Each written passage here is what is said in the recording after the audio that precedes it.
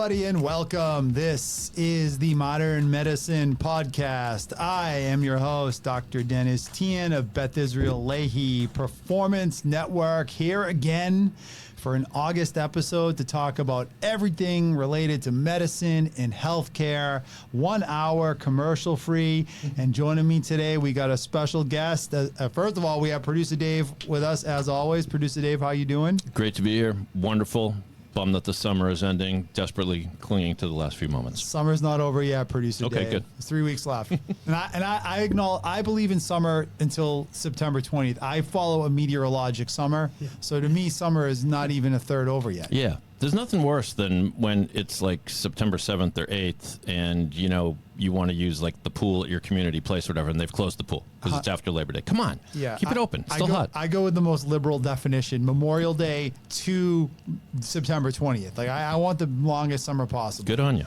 There. And of course, joining us today, we have another guest, Dr. Josh Helms of Pro Performance Care in Needham, a great chiropractor. Welcome, Dr. Josh. How you doing, man? Doing very well today, Dennis. Thanks for having us. Awesome. So we're going to talk a lot about chiropractor. This is a hot topic. A lot of people use the chiropractor.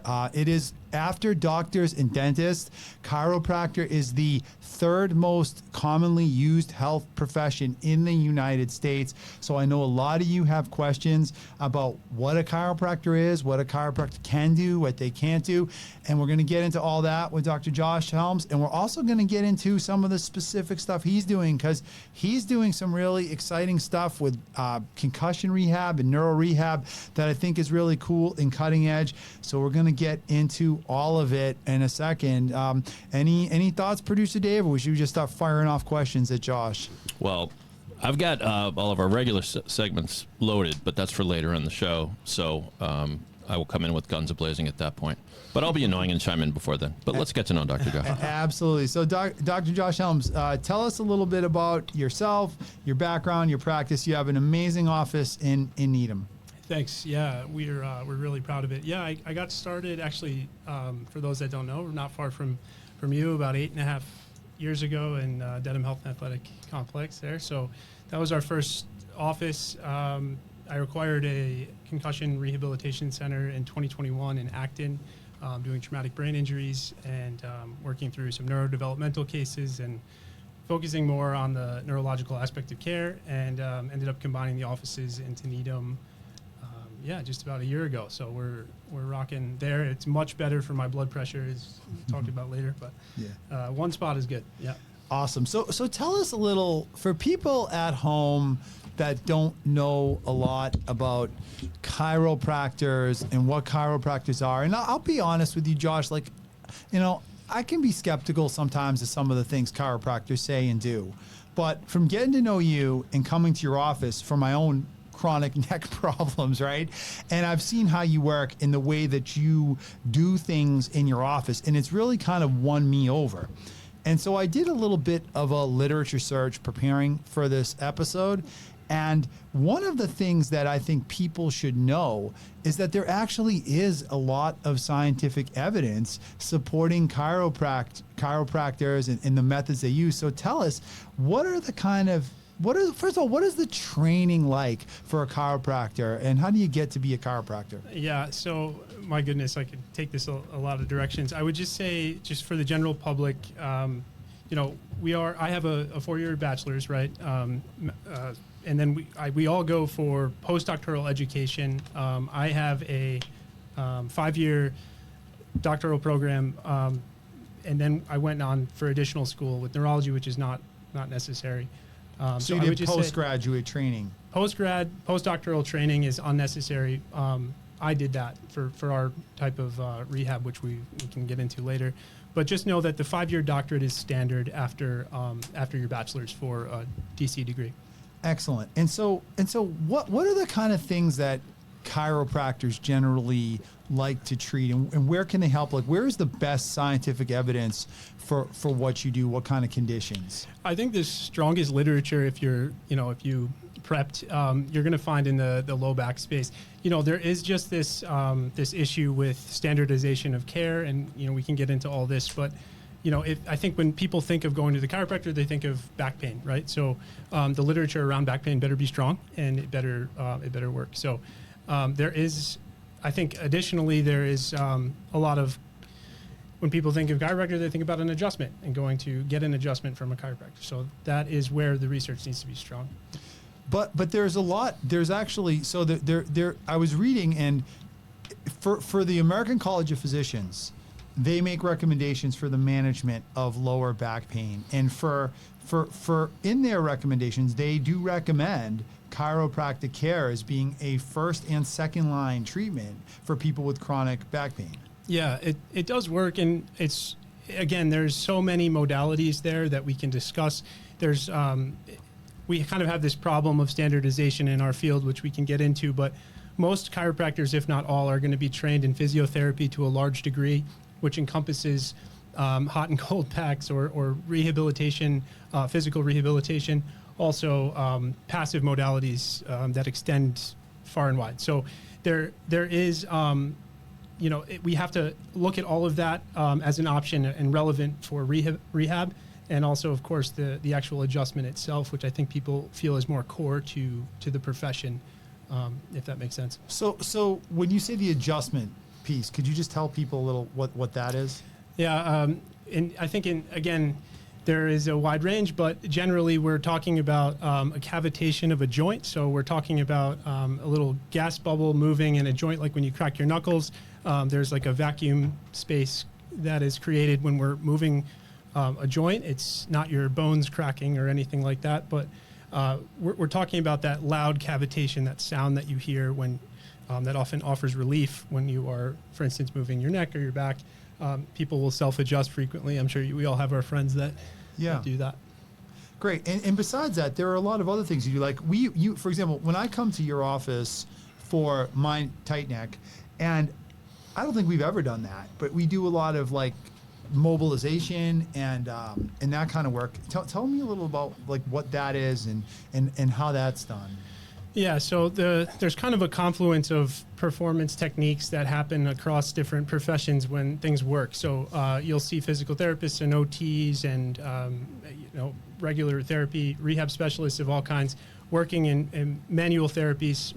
Massage therapists, as an example, will all mobilize the neck in various ways. So what I'm doing with you generally, if you don't mind me speaking about it. Go for it. I brought it up. Yeah, so we're doing what's called a snag, a natural apophyseal glide, where we're just very gently mobilizing your neck with the direction that is natural in the cervical spine. So sort of like a gentle mobilization. And I guess I bring that up because I feel like, when people think chiropractor and they think, a joint adjustment type stuff, and it's like, you guys do a lot more than that. There's a lot you can do besides that. If people don't want to do that stuff, there's still a ton of other ways you guys can help with things like back pain and neck pain and cervical headaches, like that kind of stuff. Yeah, especially once you've specialized to any degree. Our clinic is well known for traumatic brain injury rehab. Our patients are not of metabolic capacity to be handling these kinds of adjustments, so everything's extremely gentle.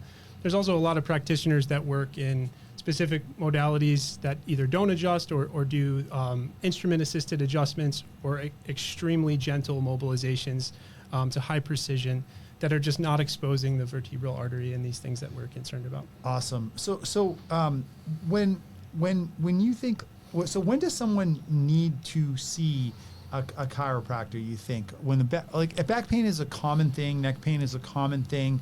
At what point do people need to see a professional like yourself? With our specialty, again, I see people that are extremely metabolically compromised. So I would say in general, that's you don't want to be seeing me, but if you have to see a general practice, I would say as soon as you have you notice some muscle discrepancies in terms of tone, or you're starting to feel like you're compensating in some meaningful way that's affecting your athletic performance, or perhaps you've noticed your posture has changed over the years. You want to catch these things as early as possible just to maintain health and well-being. So I take care of a lot of people with chronic back and neck pain. It's like a constant, it's sort of the human condition, I think, to have some back and neck pain. But there's a lot of controversy about what makes chronic pain of any kind, and certainly chronic back and neck pain and musculoskeletal pain. But the way I look at this, and I'm curious what you think about this, like I think that people that have this chronic back pain, I think there's two big factors that go into it. Number one is biomechanics.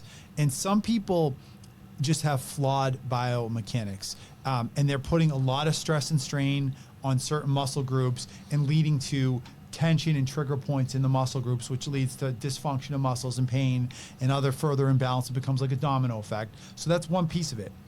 I think the second piece of it is the stress and the hormonal piece of it. And some people, for whatever reason, there's a psychological side of it, right? Where some people, I think, become vigilant about their own pain, and that leads to hormones and stuff being released, which leads to stress hormones, which leads to tighter muscles, and it becomes this like vicious cycle of muscle dysfunction. But there's definitely, in my opinion, a physical or biomechanical side, and then also a psychological side. Yeah, couldn't agree more. Hypervigilance is a great term for this, right? We know there are just people predisposed to observing their body in a way that's unhealthy. And cortisol does rise, right? It does affect our inflammation cycles. We can talk about this neurometabolically. We'll save the nerding out for later. But definitely, yes, agreed. I would say the seated posture, the sedentary nature is far more of a concern than the overtraining, if that's where you were going with that. Today's society, right? We're just no. I don't think it's overtraining. I think people will blame overtraining in like physical activity for it, but that's really not the problem. I think it's a deeper biomechanical problem that makes that overtraining bring these things out. Couldn't agree more. Yes, you should be able to move. You should be able to walk and move your arms. Yes. And stuff like that. And if you're having consistent injury from doing those things, it's not those things that's the problem. It's the biomechanics. Yeah, and I mean, if we observe the rate that this stuff is happening compared to when we were sitting less as a society, I think they correlate together, right? This being sedentary in particular seems extremely bad for biomechanics. 110%. And if you have people that are just totally deconditioned, right, and they get so weak in their core, and then it's like, is it any wonder their back hurts all the time? Because you're putting so much weight on every one of these joints is basically a fulcrum, and you're carrying your own body weight. If your muscles are weak in here, then guess what? It's going to lead to pain and muscle tension. Yes, agreed. So you just hit on an interesting word, which is inflammation, because maybe if there's a third factor in this, it is inflammation in this sort of mysterious, the way we respond to injury and illness thing, which is probably a lot bit related to our metabolic health, maybe a little bit related to our psychological coping, right? Mm-hmm. But tell us about how you think inflammation factors into all this. We, in the functional med space, we want to say we are in that space. It is a huge underlying factor. We look at it as the tide coming in and out, infecting and making all things worse or better, depending on our metabolic state. So inflammation's always there, right? We understand that it's healthy to some degree. I would say it's definitely a hot button topic. What I'd say is to look at it like from a dietary perspective, gut-brain health, the gut-brain axis, and then if we can address environmental triggers and toxins, that's a huge plus. I mean, I think the biggest thing that's pro-inflammatory, and I think you'll agree with this, is just like metabolic dysfunction and insulin resistance. Like when people have the insulin responses all messed up, that's scraping your arteries on the inside, your whole body wide. And that's just like, I think, stimulating your immune system and creating like this pro-inflammatory sort of cellular response that affects healing from everything. Yeah, I mean, of course, totally line up with you on that. I think I'd be so curious from a medical doctor's perspective. We have definitely in the functional med space adopted, a low, basically looking at insulin resistance and insulin spiking as a metabolic fatigue factor that can expedite these things, compared to, for instance, being worried about cholesterol as a counterexample, right? I often think about sugar being a primary problem in arterial sclerosis and such. So I'd just be curious about, I'm glad to hear you say about the internal lining and the sugar.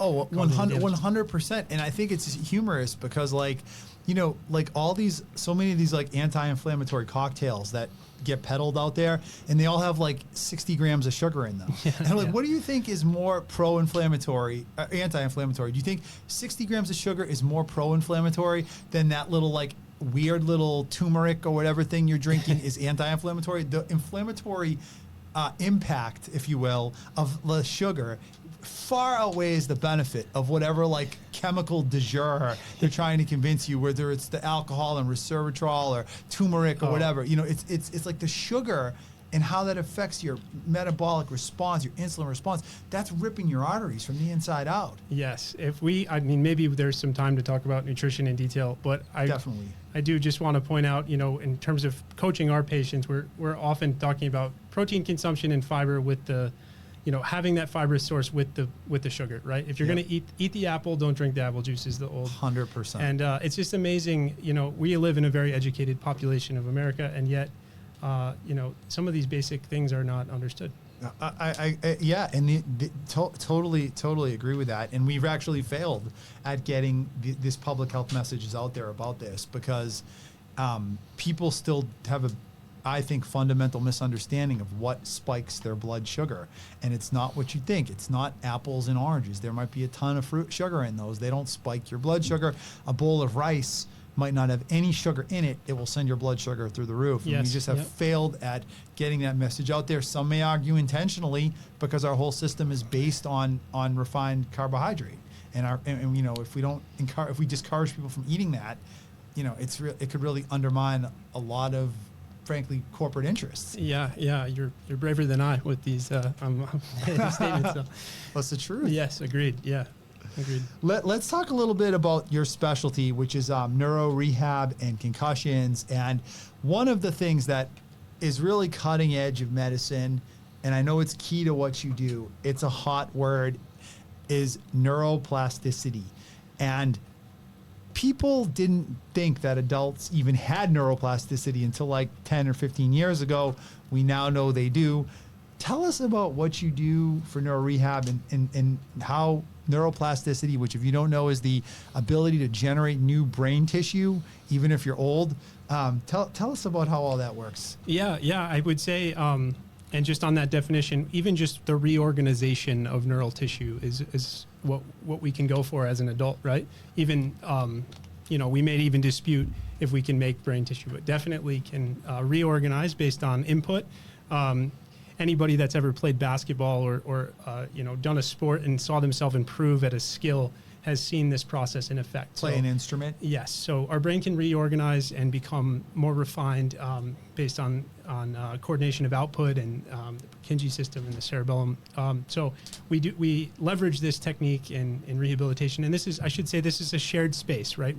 There's a confluence of opinion on what to do for neuro rehab that's shared by OTs, PTs, MDs.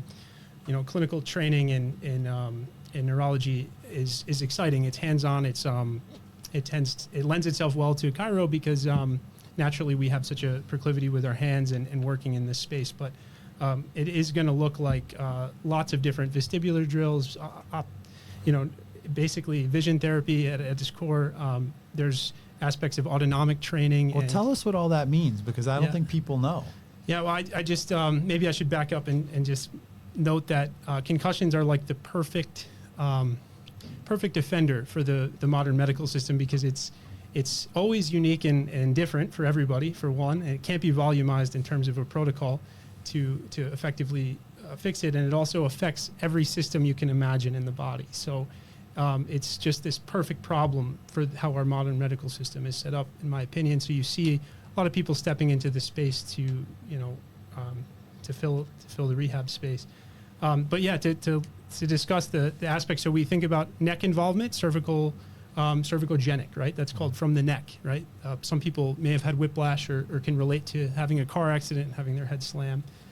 There is visual effects when you have a concussion. Maybe for our listeners that have had one, maybe they've had trouble reading after or light sensitivity, tracking issues with our eyes. There's often inner ear issues, vestibular problems. This is our balance center of our brain, right? Autonomic means blood flow, so we get blood flow effects and changes to our gut, constipation, cold hands, right? things that are like dizziness standing up, vasovagal episodes, blood pressure problem. So unfortunately, it affects everything, anywhere blood goes. So we have to have a very comprehensive evaluation and plan. So when people suffer a concussion, and I think you work with a lot of younger people, like athletes and stuff, but you also work with older people. When people have a concussion, they come to your office, and you're able to make an assessment of them and then make a plan to help them rehab from the concussion. Yeah, I would just like to point out that I think you and I are in agreement that, say 80%, for argument's sake, of people that have sustain a concussion may heal within a week or two. 100%. So we're talking about a small cohort of individuals that are in this post-concussive state, or they're basically floundering or in some way not progressing in their rehabilitation or their recovery post-concussion, and they're stuck in this state of aberrant brain activity, essentially. They may have dizziness, nausea, headaches ongoing. They may be confused. They may be light sensitive. They may be irritable. They may be bumping into walls. They may, you go down the list. But the concussion symptoms are couldn't be wider. So tell us specifically about like some of the things you specifically do with people that are suffering from those kind of symptoms. Well, so the fact that everybody's concussion is different makes our assessment on the first day extremely detailed. So you do an assessment. You start with an assessment. Yep. So we run a transcranial Doppler ultrasound. We observe blood flow and vascular perfusion in the brain. So we look at things like orthostatic tolerance. We have them stand up, and is our cerebral blood flow maintained? Are we able to stay conscious? Right. Mm-hmm. These are things that are not necessarily happening for these people. We do a video oculography exam. We look at eye movement, right, in goggles. You get to see drift patterns and how eyes are moving.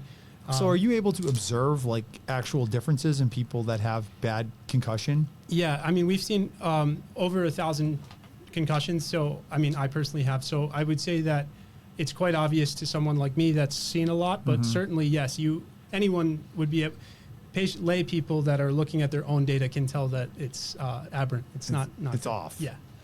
So what are some of the other things you do?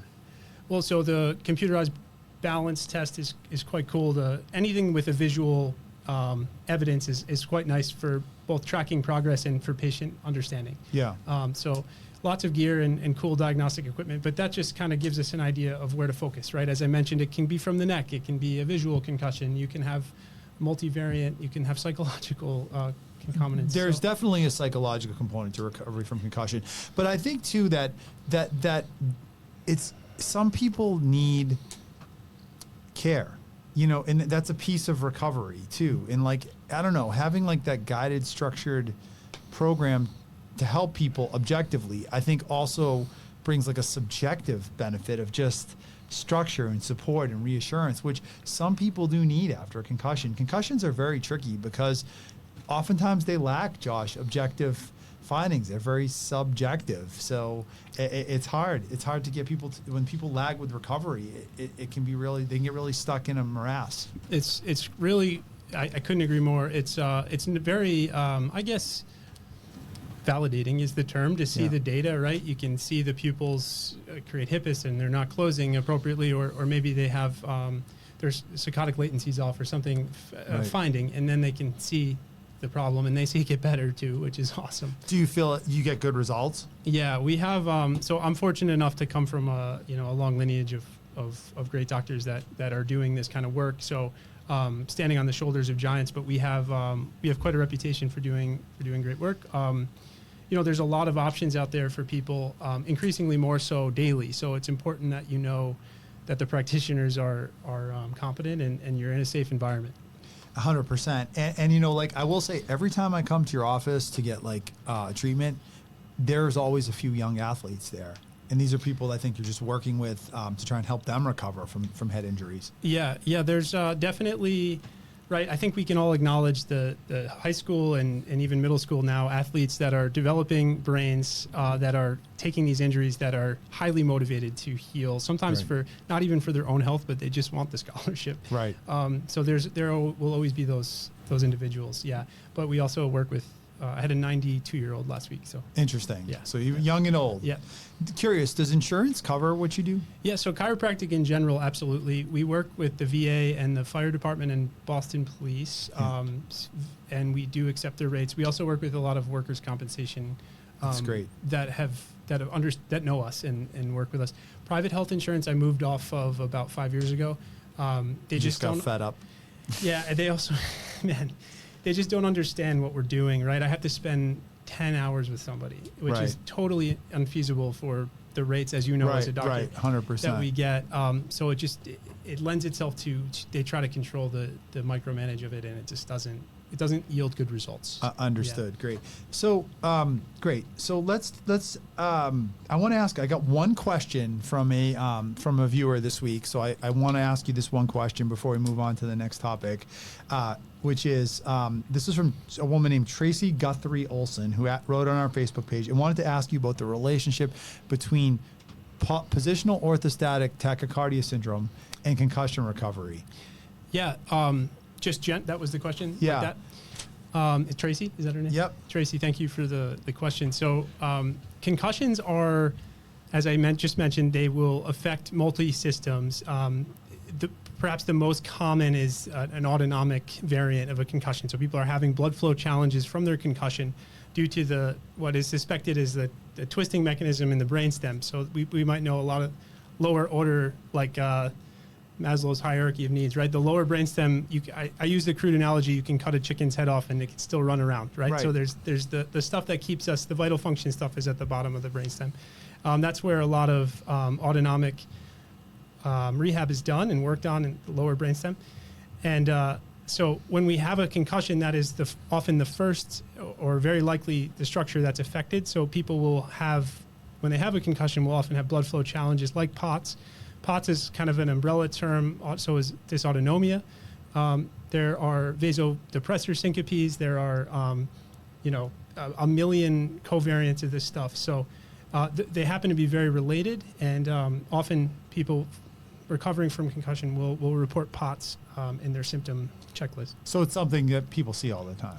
Yeah, and unfortunately, when we have POTS and we're prone to passing out, and positional, I should say for the people at home, positional orthostatic tachycardia means basically that when you change position, your brain, the blood does not maintain perfusion to your brain because the hormonal responses that maintain that are off. And so people will like pass out, they'll get dizzy, their heart will start to beat fast, that kind of stuff. Yeah, I mean, the diagnostic criteria for POTS is nuts. You have to to qualify, you can't have really a strong change in blood pressure, and it has to be sustained 30 beats, and it changes based on age. But just know it's an aberrancy in the heart rate response that is atypical.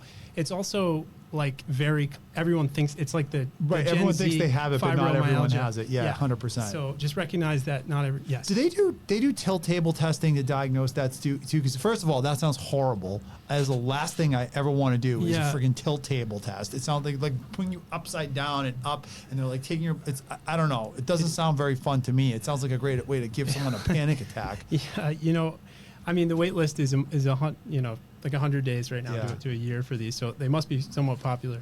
Interesting. Yeah, I guess. So, well, like you said, everybody. It's one of those things where everyone wants to have it. I think there is a certain element.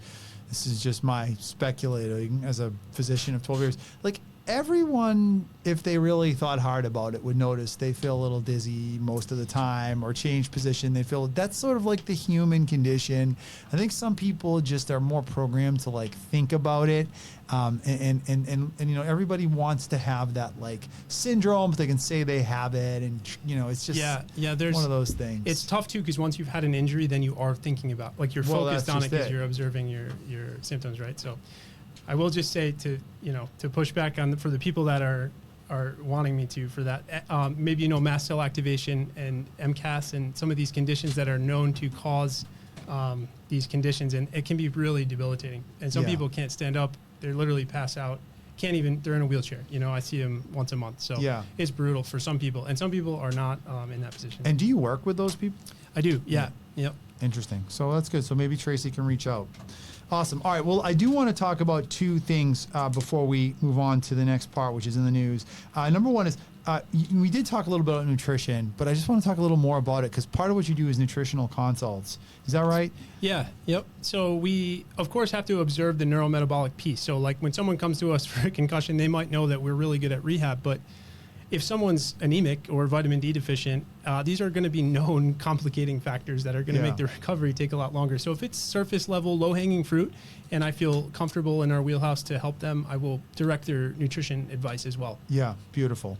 And then I want to ask one more question because I know there's sort of this like, I feel like there's a skepticism around me now, right? Because that's part of, I think, America in 2025. You know, people really are starting to doubt mainstream medicine, and I'm probably about as mainstream as it gets, so to be clear. But I feel like with the chiropractor as a profession, there is a little bit of skepticism from some people.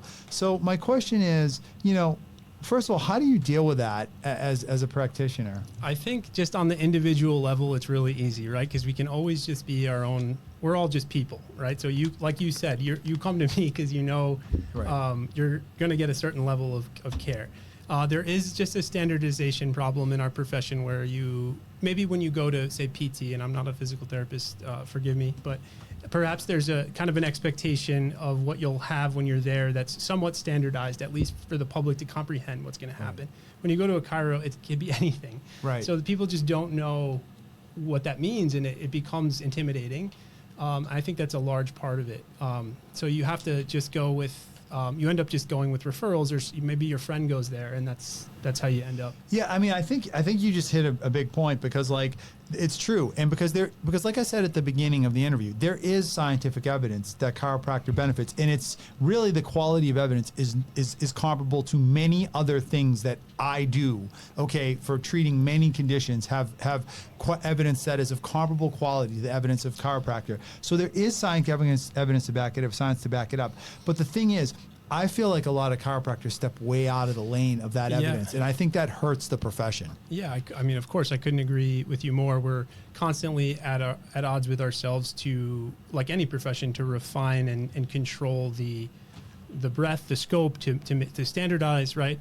I have this unique disposition because I do have this specialized training where I am focused on things that chiropractors may be less typically associated with. Right. So I feel like I'm really at a crux for this particular question, you know? Yeah, 100%. But in general, yeah, there are a lot of people, I would say overstepping in various and I think that really undermines the profession. I know, like, there's one chiropractor, I'm not gonna say who it is, but I see them on social media all the time. I don't really know this person, but I see them on like public pages and stuff, and they're always talking about vaccines and how bad vaccines are and not to vaccinate, and it's like, you're so far out of your lane. You know, why as a professional do you want to go on a public forum and talk publicly and tell people not to do something that you don't have within the direct scope of your practice? I just think that creates liability for yourself, and it's really just poor,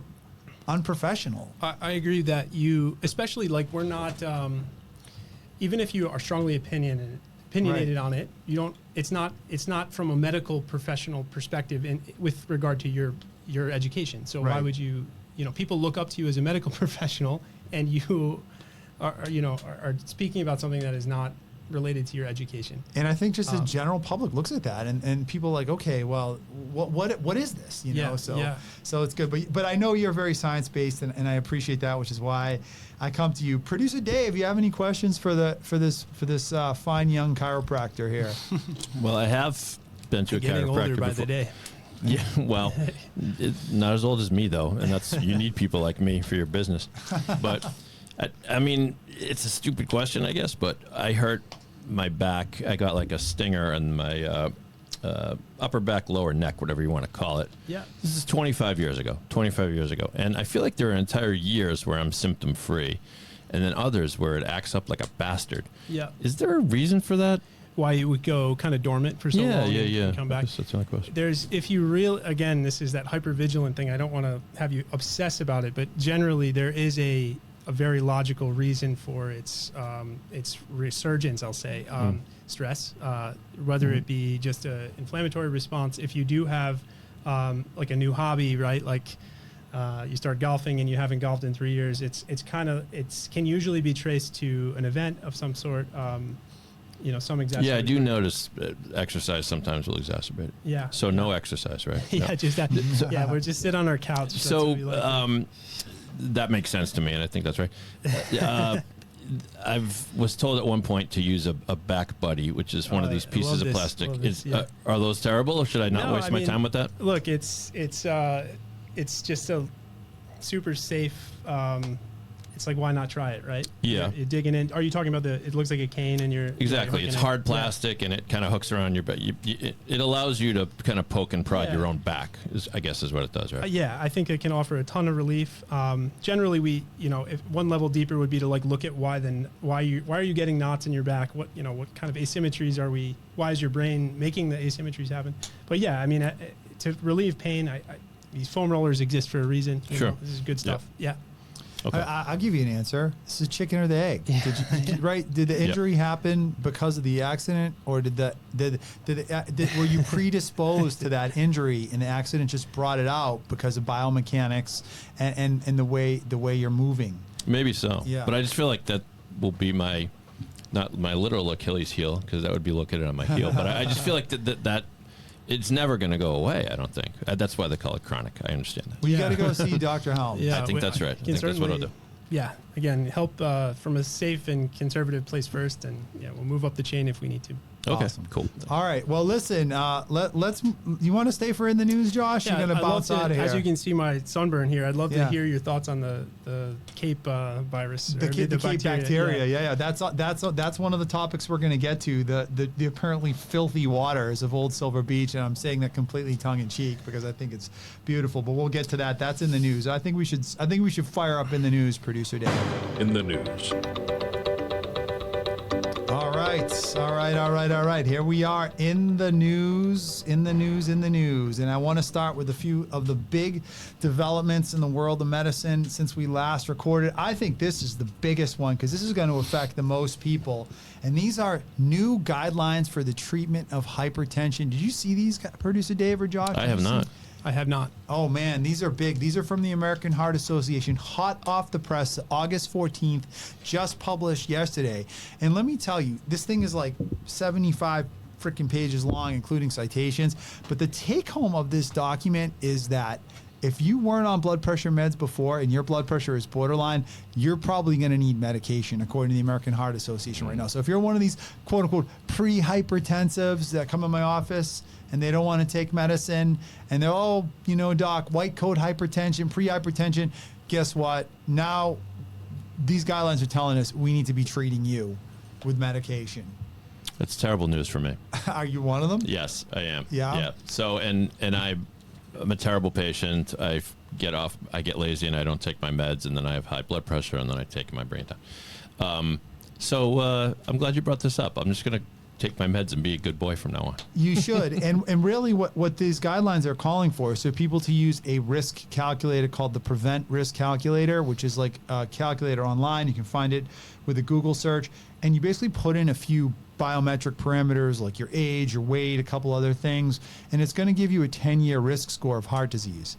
And here's the twist though, because if your risk is above 7.5%, they recommend treating blood pressure now at 130/80 with medication. So it used to be 140/90 a few years ago. They made it 135/85 with the last guidelines. Now we're down to 130/80. So they're bringing the bar down if you're above 7.5%. But even if you're lower than 7.5%, they recommend a 3-month trial of lifestyle, and if you don't get it under control, medication at that point. So pretty much everyone at blood pressure over 130/80 now should be on medicine. Where does that percentage come from?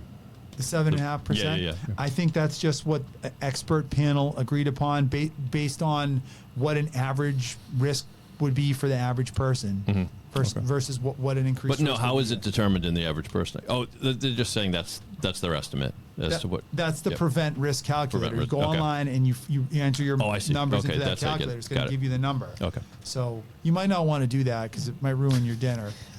If you just probably just take your meds and don't even look.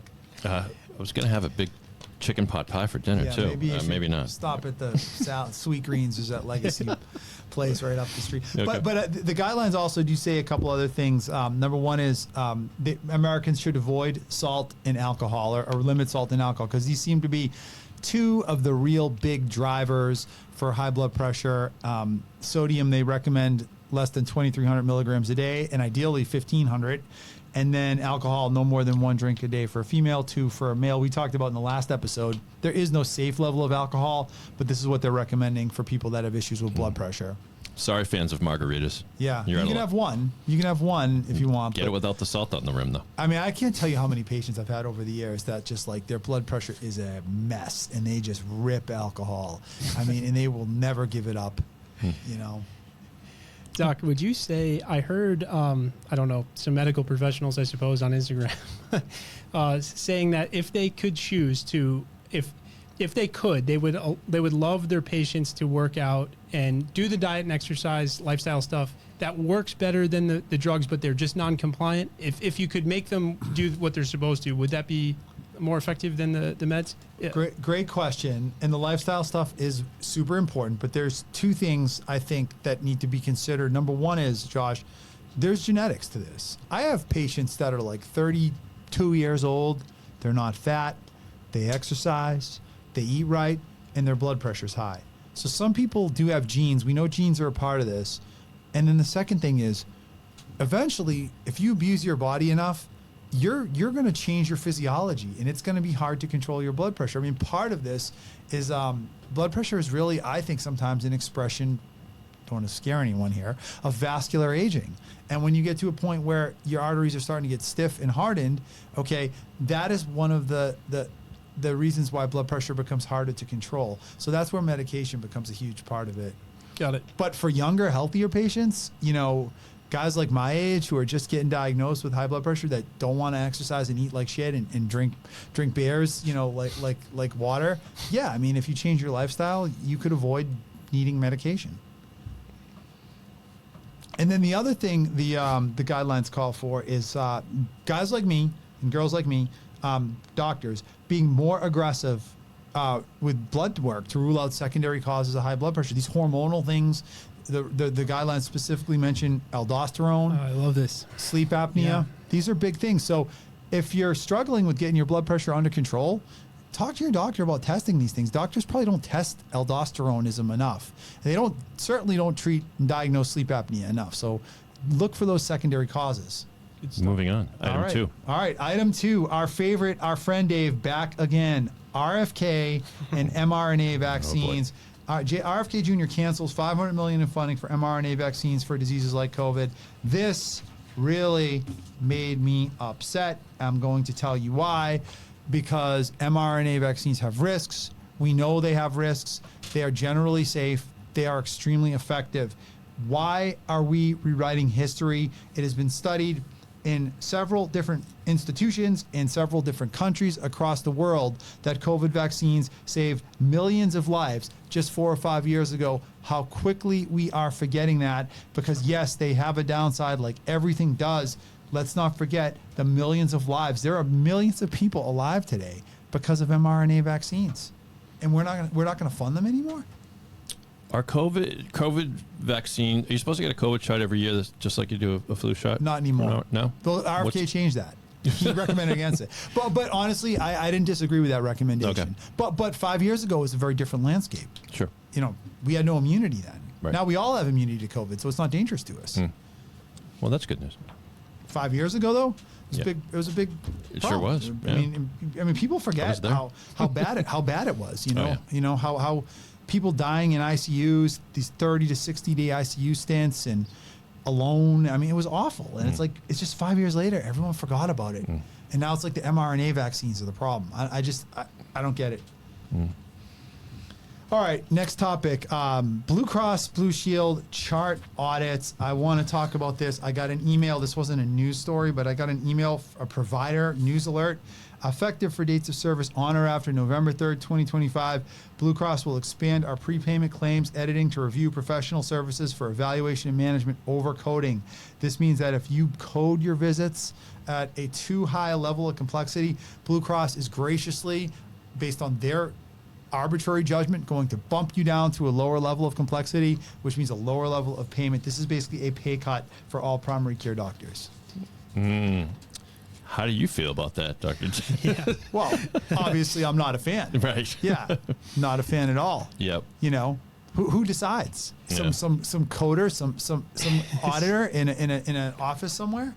It just seems like there are so many reasons already. You know, I've told you, Dennis, my son is applying to medical schools. Finally got all the applications done. Congratulations. Yeah, well, we'll see what happens.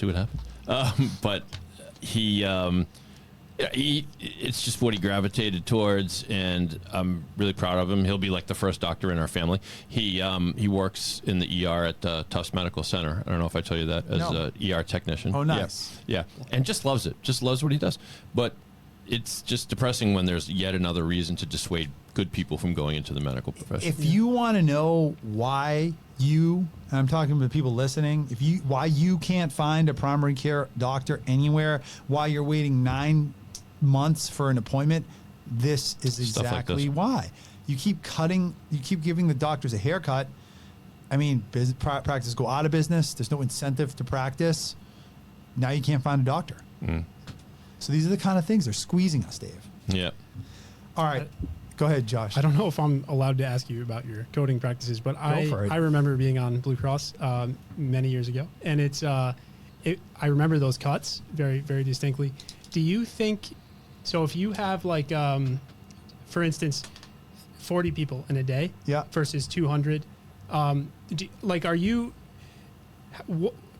when I did my 99203, just to get into the Yeah. weeds, this Yeah. is the EM code for a new patient, right? Yeah, a moderate complexity. I heard in the last 5 years that they changed the what allows you to use that code. You can use a time variant or a complexity. So you Yeah. could just claim, "Hey, I'm Right. spending enough time to warrant Right. this code," but no one is my Right. point, right? You Right. you have to spend less time than ever. Right. I can spend enough time, and I'm always going to be Right. able to code the higher, but. I think it makes it even harder that you can't use those It time does, codes. and I've heard stories of doctors getting audited. So if you do like a 99203, you have to spend a certain amount of time with the patient. And I've heard of doctors getting audited and being like, "Hey, you billed for 26 visits in Yeah. that day in 8 hours, and you billed them all for 45 minutes. how is this possible?" How is this Right. possible?" Like Right. I've heard those stories. So it's like they've really make it so much harder for us right now to really get reimbursed, and you're seeing the effects on the back end. Like, where are the independent doctors? Where is the family doctors? Where is the primary care doctors? They're all going out of business. Stuff like this is exactly why. All right, let's talk a little bit about my favorite subject. This is Mounjaro, tirzepatide. This is another great study. You familiar with this drug at all, Josh? Yeah, to out my mother-in-law, but she is currently on this medication. It's a great so- medicine, but I yeah. just want to point out, this is an Ozempic-like drug producer, Dave. Yep. And they basically, Eli Lilly, so it comes from the drug company, so take that with a grain of salt, but they did a drug trial on Mounjaro. And what they found, a few findings, they compared it to some other older diabetes GLP-1 meds, and it outperformed them. But I thought the real take-home from this study was that Mounjaro reduced the risk of major adverse cardiovascular events by about 30%, and all-cause mortality by 39%. So if you're a diabetic and you're not on Mounjaro versus being on Mounjaro, you have a 39% lower chance of dying if you're on Mounjaro, of not dying, if you're on Mounjaro than if you're not. Think about that. And that's all cause, not just strokes and heart attacks. Are there any side effects? Is there any? Well, as always. So. I mean, any serious side effects? I guess. I mean, Yeah. yeah, there's always the chance for some, but Mounjaro is extremely safe. You know, there's side effects from diabetes, for sure. Heart attacks and strokes being one of them. You know, so I think you have to weigh the risks and the benefits. But I mean, how do you explain a 39% drop? So I guess what I found interesting is that it dropped the amount of deaths by more than it dropped the amount of strokes and heart attacks. So in some way, people on this drug died. It prevented deaths that had nothing to do with strokes and heart attacks, if you think about it, which is amazing. Yeah. So what is it? Is it cancer? Is it infections? What is it? You know, it just goes into that whole insulin resistance thing again. Yes, absolutely. Do you know if Zepbound? I don't know the line on these things. Are they all roughly the same medication? I see, of course, 5 or 8 names now. Yeah, well, they're roughly all the same. They're all GLP-1s. Zepbound and Mounjaro literally are the same. Okay. They're literally the same. Just like Yep. Wegovy and Wegovy are literally the same drug. Yeah. Okay. Just approved for different things by the FDA. Got it. Yeah, so they're similar stuff. But Mounjaro is a great med. Zepbound is a great medicine. Okay, next story in the news. Flesh-eating bacteria found in swimmer at Cape Cod Beach. I don't know, Josh. Yeah. You got a pretty bad sunburn. I'd This stay is, out of the ocean. I'm sorry to Dr. Wang on VFW if you see my face today. It wasn't what I intended, but yeah, I did stay out of the water. Okay, well, if you want a prescription for antibiotic to prevent against flesh, but this is a crazy story. A flesh-eating bacteria found in swimmer who was at Cape Cod Beach. From the Cape Cod Times this week, a rare case of the potentially deadly bacteria Vibrio vulnificus was found in a person who was swimming in an exposed wound at Old Silver Beach, according to the town of Falmouth. I own a property in Falmouth. I'm always swimming in these waters, so I don't know. Am I going to go back in? I think so, but this is a crazy rare thing that just it's more common down south. It doesn't happen up here often, but I guess because the water is warmer. Is this just one case? One reported case? One reported case. Wow. Yeah. One guy that got it. And I'd be willing to bet any amount of money he was either immunocompromised or diabetic. Do we know what causes it? Like, what is there always just some bacteria in the ocean, and we're just lucky we're not getting the flesh-eating bacteria? I think it's more that. I think Yeah. it's more that it's always there. And I think sometimes the levels might be higher or lower. And I think when the water gets warmer, the levels get higher. But maybe someone that has like a weakened immune system from medical problems is more likely to get it. Yeah, I know that sometimes like Lake Massapog in Sharon is just closed. Yeah. Because the bacteria levels are too high. It's kind of depressing. I thought nature takes care of that, Well, lakes are way dirtier than the ocean, right? For sure. Let's just all agree on that. I'm not a lake guy. I don't know. Are you a lake guy? I don't mind it. There are pluses and minuses, but I do. Lakes, I do get creeped out swimming in a lake, especially when the water's particularly dark. Like, Yeah. I don't know what's in there. Yeah. Like, the ocean, sure, there are animals living in there, but near the coast, when the waves are coming in. Yeah, it's I'm not moving. There's yeah, salt. exactly. Yeah, exactly. 100%. Yeah. There's something about lakes that I don't know, especially late in the summer. I just think it really creeps me out. We're spoiled to live near the ocean. Yeah. That's it. I had a lot of swimmers here as a kid. Upstate New York in Saratoga region. Oh, that's right. You're a loaded with lake lakes. guy. Yeah.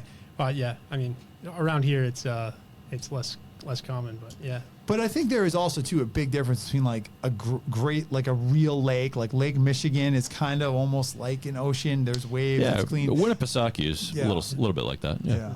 Versus like some like little filth pit, like near your house. That's stay away. Yeah. Okay. I'll take my chances with Vibrio and old Silver any day over that. All right, I think that's all we got for in the news. Let's move on to the best segment of the show. That is the non-medicine topic of the week. We got an intro for this, though. Oh boy. The doc is off the clock. Yep. So it's time for the non-medical topic of the week.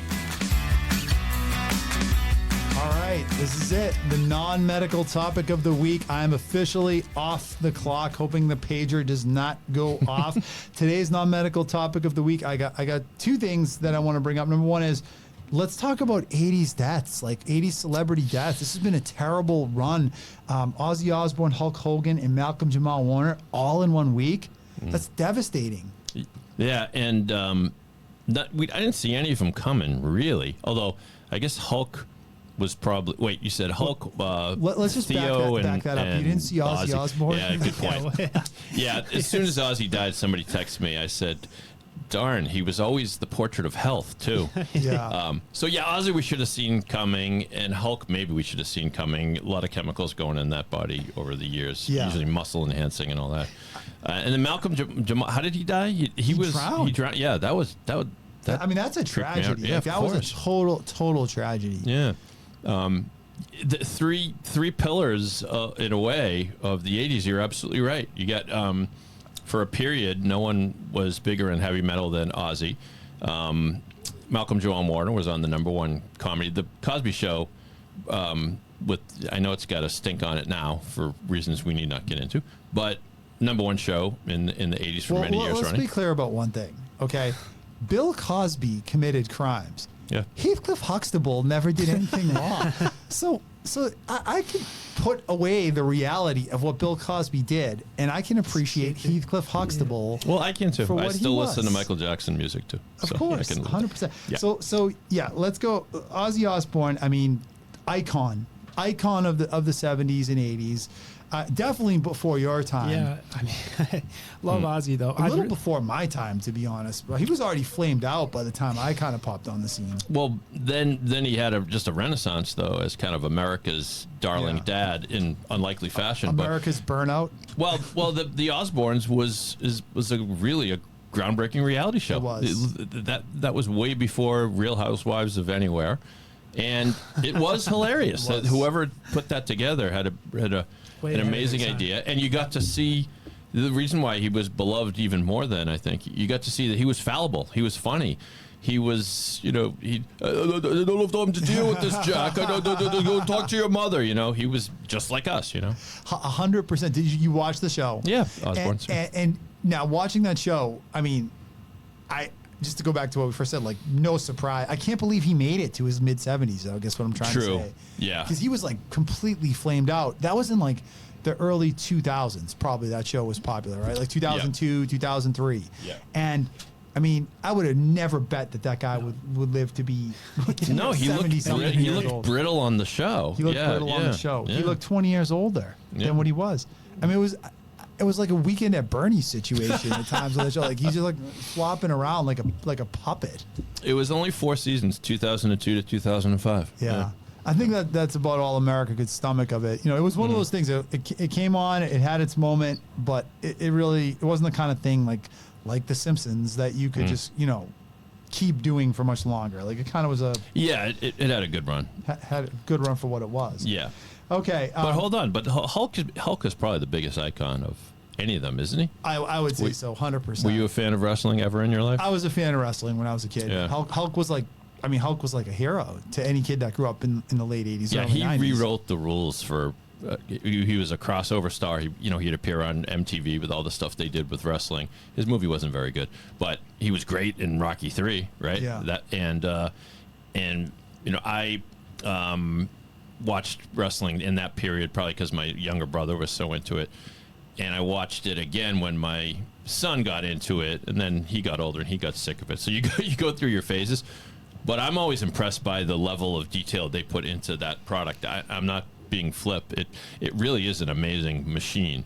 100%. Yeah. And I mean, first of all, Hulk Hogan was hugely responsible for what it became. Absolutely, Because he took yeah. it to that level where it became part of like popular culture and really a household name. Because I don't think it was that before that. It was him, Andre the Giant, the Iron Sheik, like all these guys in the late mid 80s. They made wrestling what it was. And what I've always found amazing about it is the fact that they're still able to sell it to people and make people interested in it, even though at this point we all know it's scripted and fake.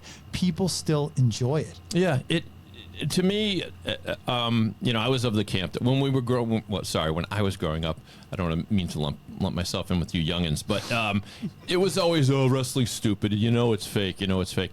It was always fake. They never said it was fake out loud because they wanted to contribute to the mystique. But what it is it's a soap opera for grown-ups, or in many cases teenage boys, right? I mean, but there's still incredible choreography in every sense of that word involved in the production that they put on, and incredible athleticism. You've seen some of the high 100%. flyers, 100%. the things that they do. There's a documentary series on Netflix now called Unreal, and it's put out by the WWE, so you're not going to get any dirty secrets, but it's cool. It shows you exactly what happens behind the scenes. Oh, and there are plenty of dirty secrets too. Yeah. I mean, they're sketchy. Oh, yeah. Those guys are sketchy guys. Oh, drugs, stealing, money, fraud, everything. Oh, You murder. name it. Yeah. Murder. There's another everything. documentary series that Yeah. was on Vice TV. I think that was called Beyond the Mat, and you should check that out too. That one has a dirty I mean, secret. that guy Vince McMahon. He's about as sketchy as it gets. I don't know. Is he doubt. still alive? Yeah, no, he he's just. alive. I think they just recently he's ousted because there's criminal charges against him or something. not He's in surprising. trouble now. Yeah, but he's still around. Sure. That's amazing. But yeah, so then Malcolm Jamal Warner. I mean, look. I mean, let's again. I think you have to live it. I caught the tail end of it. You Yeah, probably missed yeah. it, but like, No, I I mean, a Cosby Show was a sitcom. It was all black family. in the 1980s and to portray people of color in roles that were different than how they had been traditionally portrayed in previous other sitcoms and other parts of American popular culture, as a doctor and a lawyer and a family living in the rich townhouse. It really changed and rewrit the rules for how Americans looked at families of color. And I think the cultural impact of the Cosby Show, honestly, like, you can't understate it. It was important back then. Well said. You only had maybe the Jeffersons to compare to it, because George Jefferson was a laundromat magnate, I think. But still, it that was kind of rode on the coattails of All in the Family. Great show. But yeah, think of Sanford and Son, Good Times. They were all about these, throw in Fat Albert, the animated series. They're all about sort of ghetto kids. And you get Dr. and Mrs. Huxtable, these incredibly successful and polished professionals. A lot of those previous shows played on racial stereotypes and biases that were persistent in our culture, and the Cosby Show challenged them, I think, in ways that I don't know if it had previously been done. I think you're right. And it was important, and so it's one of those things. You're gonna look at the Cosby Show, and it's a little sad, but you just got to kind of, I guess, suspend it because Theo was a huge part of it, a huge part of that show. Yeah, and Bill Cosby was one of the great stand-up comedians of his time, and not exactly G-rated on the whole stand-up side, though. Nope. True. You know who the most vulgar stand-up comedian I ever heard was? Jerry. Richard Pryor? Danny Tanner, the guy. What's his name? Bob Saget. What a vulgar guy! And he's Danny Tanner on Full House. He was filthy. Yeah, that was his shtick. He somehow had this interesting dichotomy where, obviously, on the set of Full House, he's Uncle whatever he was, but the wholesome dad. It was just the shock factor because it's such a contrast to the character he plays. Oh yeah, exactly. Yeah, America's Funniest Home Videos, Full House. Oh yeah, that too. Purveyor of filth, Right. All right, that's all the time we're going to take on that. The next topic we can kind of do on the Boston Sports Minute.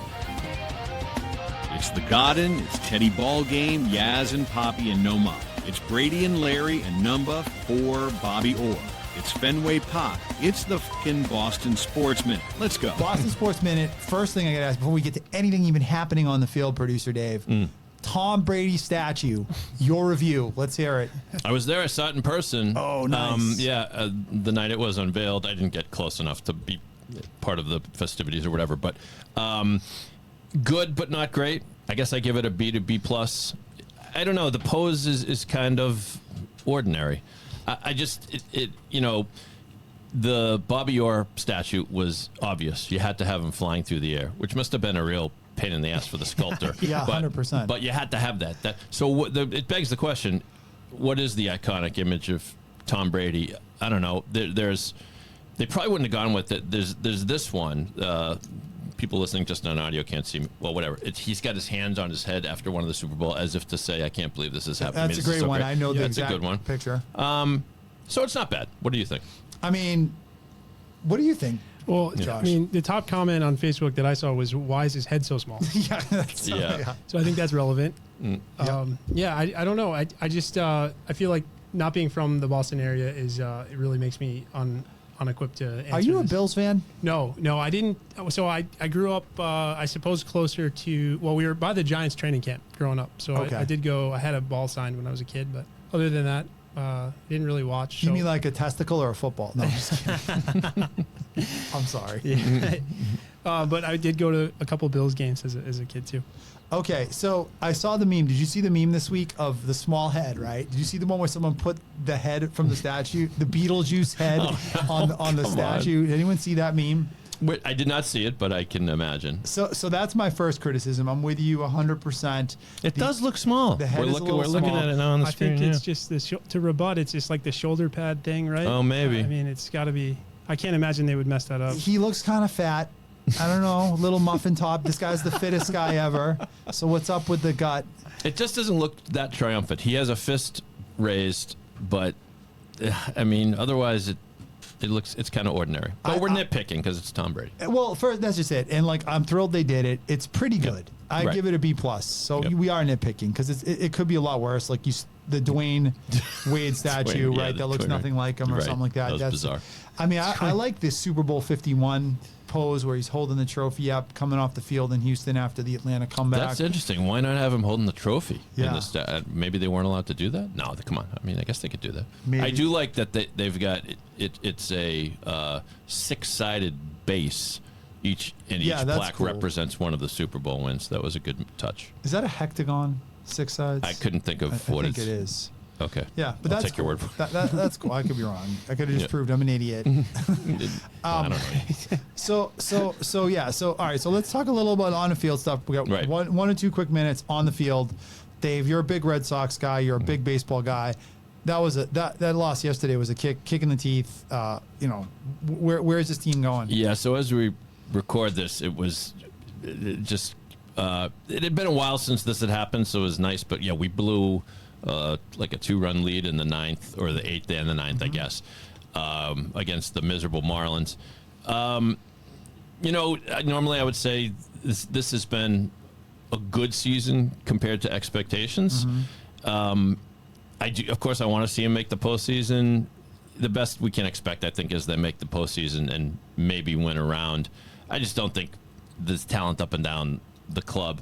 And next year, but I do think it's a step in the right direction. The young stars are emerging, and it's been fun to watch some of these guys. 100% agree. And I think Red Sox fans, need to learn to accept this team for what it is, which is just a good, scrappy, young team that probably is not good enough to win a World Series, but they're very fun. They've had a great year.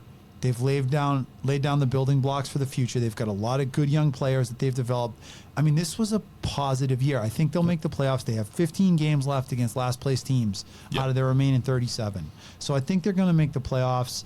And just accept it and enjoy it for what it is. Yeah, and the only bright side is nobody's great in the American League that I can see, really. I mean, the Blue Jays have been super hot. Right. But, the Yankees have been ordinary. We're all kind of ordinary. But just some of the play it's just nice to see.